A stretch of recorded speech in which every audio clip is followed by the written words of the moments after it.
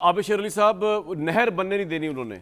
वो कह रहे हैं कि जनाब बात ये है कि जितना भी आप कर लें, ठीक है, हम आपसे बात कर लेते हैं, आप हमसे डिस्कशन कर लें, लेकिन नहर हम नहीं बनने देंगे क्योंकि हमें खदशा ये है कि दरिया सिंध जो है उसके उसमें डाका डलेगा। वो अपनी विड्रॉ कर लेंगे सपोर्ट अगर आपने नहर बनाई। आप कह रहे हैं नहर बनानी है, तो इसका वे फॉरवर्ड क्या है? मुज़ाकरात किस लाइन्स पे हो रहे हैं? जी कामरान साहब, बहुत बहुत शुक्रिया। ये नेशनल इशू है आजकल और इस पर पूरी कौम की तो और आप पानी के वफाकी वजीर भी रहे, इससे पहले आपको तो सूरत हाल पता है, पानी और बिजली के आप वजीर भी रहे। मैं ये देखे कामरान भाई, इरसा एक अदारा है जहाँ पे तमाम सूबों की नुमाइंदगी होती है, जिसमें पानी की तकसीम कार पर एक जामिया अमल पैरा रिपोर्ट बनाई जाती है, जिसके मुताबिक तमाम सूबों को उनके हिस्से के मुताबिक पानी दिया जाता है। ठीक है, लेकिन बदकिस्मती रही है पाकिस्तान में, हमारे पास अपस्ट्रीम जब पानी जहाँ से आता है वो कोटरी से होता हुआ समंदर में जाता है और अरबों रुपया पाकिस्तान का उसमें नुकसान होता है। इसमें कोई दो राह नहीं, क्योंकि हमारे पास कोई उसका ज़ख़ीरा करने के लिए अपस्ट्रीम में कोई बड़ा डैम नहीं है। लेकिन दया मीर बादशाह डैम और जो कंट्रोवर्शियल नहीं है, उसके अलावा कंट्रोवर्शियल डैम है, मैं उनका नाम लेना नहीं। आबिद भाई, ये जो शक है आपके ऊपर कि आप दरिया सतलुज में तो पानी नहीं है, तो आप यहाँ से लेंगे पानी सिंध वालों का, इसको किस रिस्पॉन्ड करेंगे आप?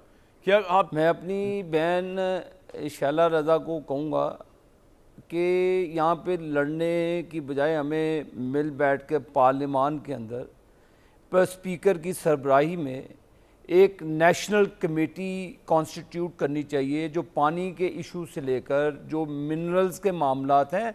आप पाकिस्तान की रियासत की बात करें कि पाकिस्तान का फ्यूचर किस तरह सिक्योर होगा। पाकिस्तान में पानी के ज़खायर नहीं है, पाकिस्तान में हर चीज़।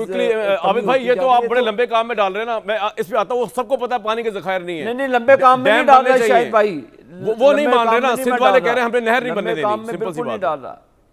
वो स्ट्राइक चल रही है उधर भाई, वुकला ने एहतजाज किया, सड़कें बंद है, पीपल्स पार्टी तो प्रेशर में आई हुई है, उनके पास चॉइस ही कोई नहीं है। हमने शायद भाई हमने किसी सूबे को नाराज नहीं करना, ये हमारी जिम्मेदारी है कि अपने तो बस फिर आप ये प्लान छोड़ दें अगर आपने कोई नाराजगी करा। क्विकली शैला साहब, मैंने जाना फैसल साहब के पास है, वो हाथ खड़ा करें, क्या कह रही है शैला साहब? अब के साथ काम होगा सर, सुन ले जरा जी। शैला साहब क्विकली बता दें। देखिए, पहली बात तो ये है कि जो पानी दरिया का समंदर में जाता है वो ज़ाया नहीं होता। कोस्टल बेल्ट वालों के लिए ज़रूरी है कि पानी दरिया का समंदर में जाए ताकि डेल्टा बने और ज़राई लैंड जो है वो फले फूले। आप हमारा आके बदीन ठट्टा सजावल वगैरह देखें, सब उजड़ चुके हैं। हमारे यहाँ की माहीगिरी ख़त्म हो चुकी है।